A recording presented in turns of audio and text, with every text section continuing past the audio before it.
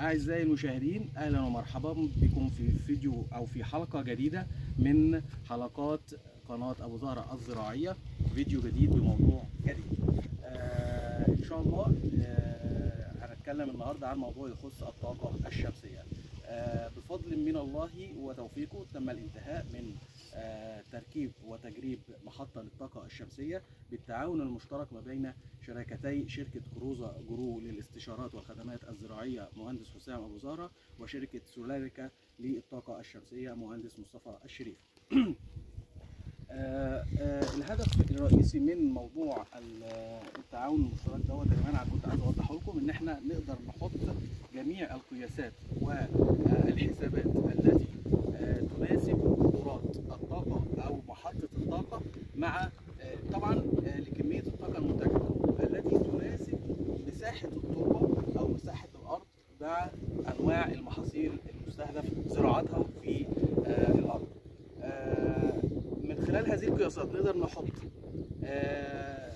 انواع الشبكات الري المطلوبه، لان ممكن الارض تحتوي على شبكه ري وتنقيط مع شبكه ري بالرش. في الحاله ديت بيبقى فيه هنا احتياجات مائيه مختلفه عن الاخرى وتصرفات مختلفه، فهنا لازم يحسب بنقدر نحط جميع القياسات او الحسابات المظبوطه من خلال حساب اقصى الاحتياجات المائيه لكل محصول على حده، ومن خلاله نقدر نحط القياسات المناسبه لمحطه الطاقه اللازمه التي من خلالها نقدر ننتج كميه الطاقه الكهربائيه اللي تشغل ليا قدره الطرمبه مظبوط وتديني اعلى قدرات ليها بدون ان تتاثر في كفاءه الطرمبه نفسها. لان احنا من خلال هذه القياسات نقدر نحسب قدره الطرمبه المظبوطه من خلال وش الميه، من خلال عدد مراحل سحب او عدد مراحل شفط الميه من تحت.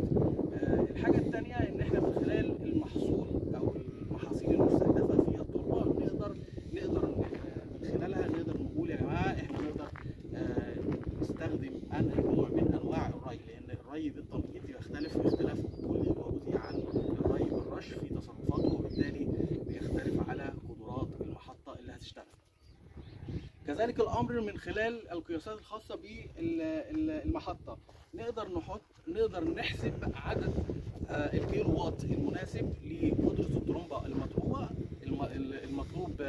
تشغيلها في الارض بناء على مساحتها ونوع التربه بتاعتها، وبالتالي نقدر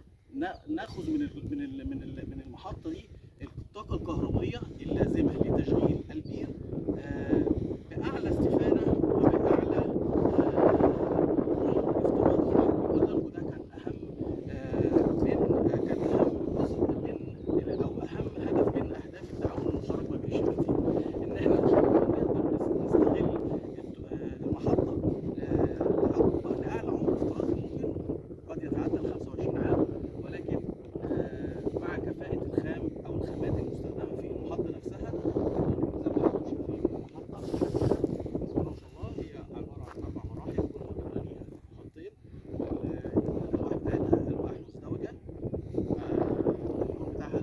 مناسب كفاءه شغلها، ولسه في شويه حاجات مطلوبه لسه في الانتهاء، ودي ان شاء الله هيبقى ليها فيديو اخر نقدر ندي التفاصيل بقى اللازمه بتاعه المحطه نفسها، وفي نفس الوقت الايه الامكانيات اللي هي بتطلع من المحطه وتنزل علينا عشان تنزل للبير عشان نقدر ناخد منه كميه الميه او الاحتياج المائي لكل محصول